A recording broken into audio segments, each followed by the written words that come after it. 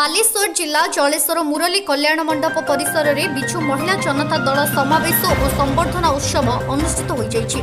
ଉତ୍ସବରେ ବିଧାୟକ ଅଶ୍ୱିନୀ କୁମାର ପାତ୍ର, ରାଜ୍ୟ ବିଜୁ ମହିଳା ସଂଗଠନର କାର୍ଯ୍ୟକାରୀ ସଭାପତି ସୁବାସିନୀ ଜେନା ଯୋଗଦାନ କରି ମହିଳାମାନଙ୍କ ପ୍ରତି ମୁଖ୍ୟମନ୍ତ୍ରୀଙ୍କ ଅବଦାନ ସମ୍ପର୍କରେ ବ୍ୟାଖ୍ୟା କରିଥିଲେ।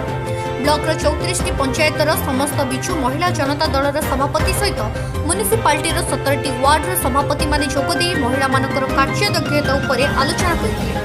ସମସ୍ତ ସଭାପତିମାନଙ୍କୁ ମୁଖ୍ୟ ଅତିଥିଙ୍କ ଦ୍ୱାରା ସମ୍ବର୍ଦ୍ଧନା ଦିଆଯାଇଥିଲା।